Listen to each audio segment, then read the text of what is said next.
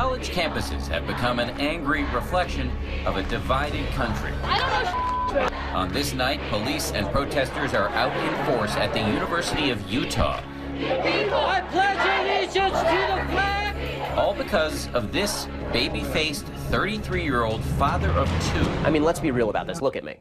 I mean, like, do I look like a physical threat to anybody? Do I seem like a physical threat to anybody? The last time I was in a fight, I was 14 years old. I was 2 years younger than everybody else in my high school class, and I was getting my ass kicked. Ben Shapiro is editor-in-chief of the conservative Daily Wire and host of a popular political podcast downloaded millions of times a week. Is that good for America or just good for President Trump? He's now at the center of a nationwide debate about whether conservative voices are being stifled by protesters on American college campuses.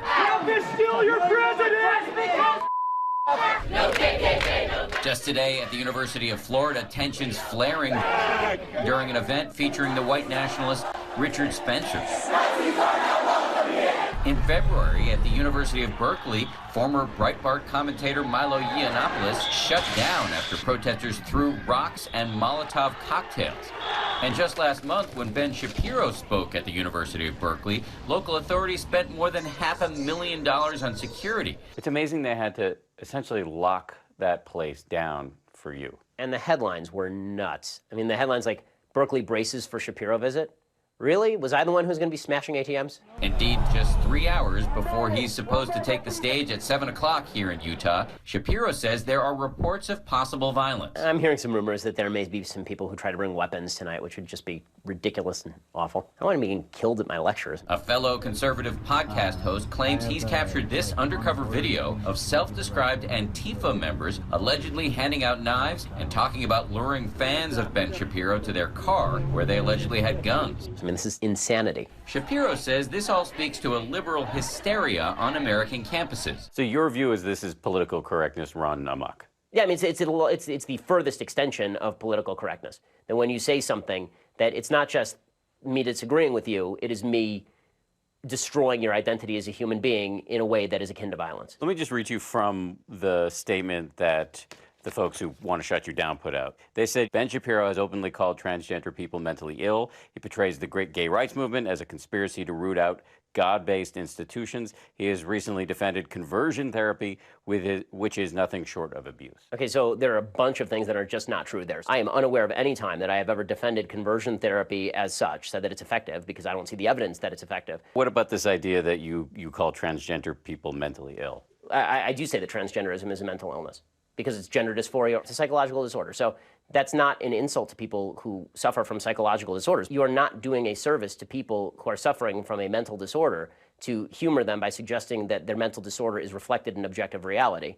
It is important to note that the American Psychological Association does not define being transgender as a mental illness. A gender dysphoria diagnosis only applies if an individual experiences significant distress. It's actually a natural phenomenon, and they're committing suicide because they're depressed because people are mistreating them. Then I'm not for mistreatment, but I don't think that me suggesting that you're not a woman is mistreatment of you. Whether or not you agree with Shapiro, whether or not you think he's engaged in hate speech, there is little doubt that his speech is protected by the First Amendment. They won't let a Jewish guy come to a college campus and say what he wants to say. That's where we're at in America. That's ridiculous. At just past 6 o'clock, and with the protests heating up, Professor David Vergobi, who teaches a class on freedom of expression here, tells us that many college students today do not understand that speech is protected unless it directly incites violence. This is a public institution. It's a government entity. They have to guarantee the free speech rights of everyone, including Shapiro. We find the leader of that group that has vowed to shut tonight's event down, who makes a startling admission. I don't think he should speak. But that doesn't really comport with the First Amendment. I don't care. You don't care? I don't care. Why not? I don't think that's a relevant document right now. The Constitution is not a relevant document? This thinking may help explain the increasingly violent protests against conservative speakers on campus. By shortly after 7 p.m. here at the University of Utah, Ben Shapiro is backstage ready to go on after his security team sneaked him into the building. One irony is that while he's hated by many on the left, he's also hated by the self-described alt-right. I've been very, very outspoken against the alt-right. I've said the alt-right is a garbage movement composed of garbage ideas, that it has nothing to do with constitutional conservatism. Shapiro is also fiercely critical of Donald Trump, and he publicly quit his last job at Breitbart News when a female colleague was allegedly manhandled by Trump campaign manager Corey Lewandowski, and Shapiro thought Breitbart failed to have her back. And I quit under very public circumstances because Breitbart had been turning itself into a Trump propaganda arm, and the alt-right really liked President Trump, or then candidate Trump. What kind of blowback have you received? Well, I mean, aside from the 7,400 odd anti-Semitic tweets that I received from March to November of last year, death threats in the mail, death threats on my phone, death threats at my business phone. Which is why Shapiro finds it hard to believe that protesters call him a white supremacist. It is right to rebel. Ben Shapiro, call it out. That is the stupidest thing I have legitimately ever heard. I keep hearing this, and I keep wondering, was it the yarmulke that gave it away? Shapiro has been interested in politics for as long as he can remember. I found a paper from when I was like 10 or 11 talking about the Clinton impeachment, so I assume that I was into it even then. Shapiro went on to start his own nationally syndicated column at age 17. His parents had to sign the contract for him. He graduated UCLA at age 20, put out 2 books by age 21, and graduated Harvard Law at age 23. As Shapiro takes the stage in Utah, it immediately becomes clear that all of his time on elite campuses apparently did little to temper his conservative views, in particular on what he calls America's culture of victimization. On stage, he inserts himself into some of the most heated debates in our divided country, from police shootings to the NFL kneeling controversy.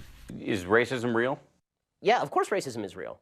But I don't think institutional racism is necessarily real. So yes, of course there are racists. And racist cops who shoot black guys for no reason should go to jail and they should throw away the key. But this idea that's put out there by these kind of broad statements about America being a discriminatory, racist country, I don't know how that helps anything, and I don't think it's actually true. Isn't that to ignore our history?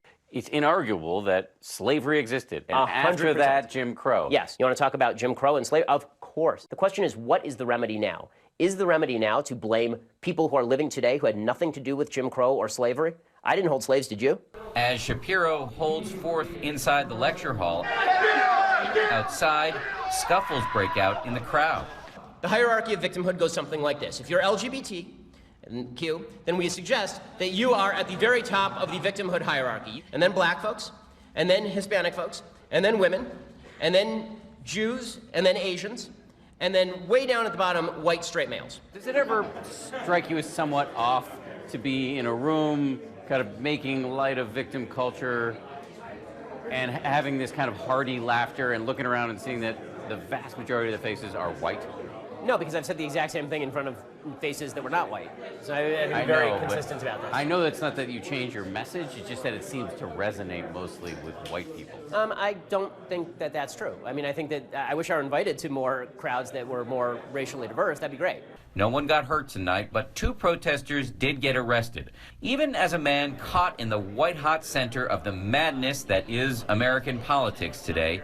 He says he is optimistic. We're at such a divided and venomous time in this country. You're right in the middle of it. Do you have any optimism that it'll get better anytime soon? Yeah, I think there's going to be a backlash. I think that there's going to be a strong backlash for people who are tired of it and want to stand up for basic rights that we can all agree on. For Nightline, this is Dan Harris in Salt Lake City, Utah. Hi, everyone. George Stephanopoulos here. Thanks for checking out the ABC News YouTube channel. If you'd like to get more videos, show highlights, and watch live event coverage, click on the right over here to subscribe to our channel. And don't forget to download the ABC News app for breaking news alerts. Thanks for watching.